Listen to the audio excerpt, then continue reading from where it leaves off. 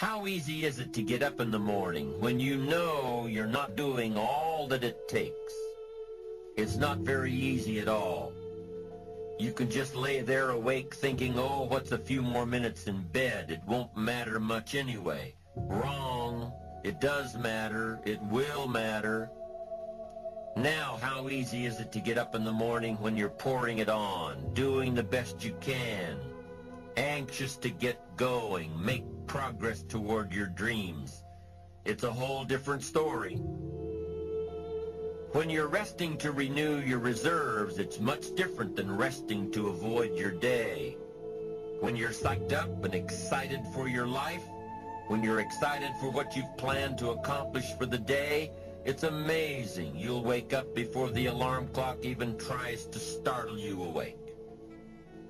Your successes fuel your ambition. Your successes give you extra energy. Your successes pave the way for more successes. It's the snowball effect. With one success, you're excited to meet another, and another, and another. And pretty soon, the disciplines that were so difficult in the beginning, the disciplines that got you going, are now part of your philosophy. How do you know when you're successful? Do you have to be a millionaire? No. All we ask of you is that you earn all you possibly can. If you earn $10,000 a year and that's the best you can do, that's enough. God and everything else will see to it that you're okay. The key is to just do the best you can. If it's $10,000 a year, wonderful. If it's $100,000 a year, wonderful. If it's $1 million a year, wonderful. It doesn't matter, 10,000 a year or $1 million a year. It doesn't matter as long as you've done the best you possibly can.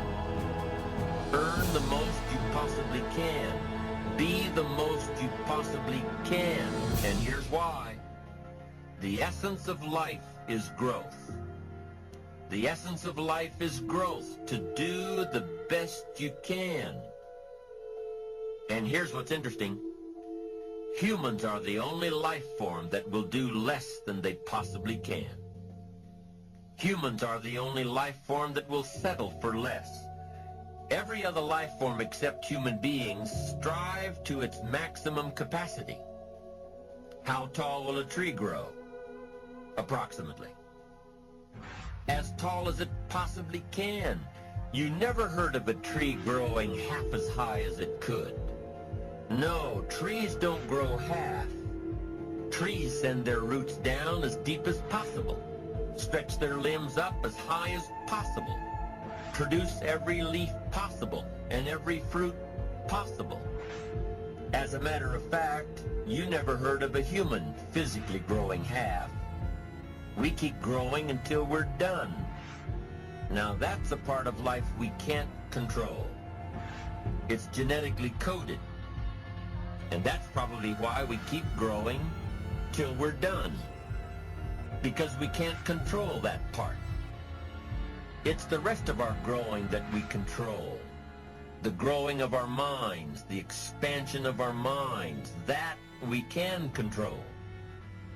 And that's what tends to get away from us. All life forms inherently strive to their max except human beings. Now, why wouldn't human beings strive to their maximum possibility? Here's why. Because we've been given the dignity of choice. It makes us different than alligators and trees and birds. The dignity of choice makes us different than all other life forms. And here's the choice. To become part of what we could be, enough to get by, or to become all that we can be. My best advice for you is to choose the all. Earn all you can, make all the friends you can, read as many books as you can, develop as many skills as you can, see as much as possible, do as much as possible, make as much fortune as possible, give as much of it away as possible. The max, There's no life like it. I'm telling you, once I got on track, I've never looked back. Pick up the challenge. Go for it.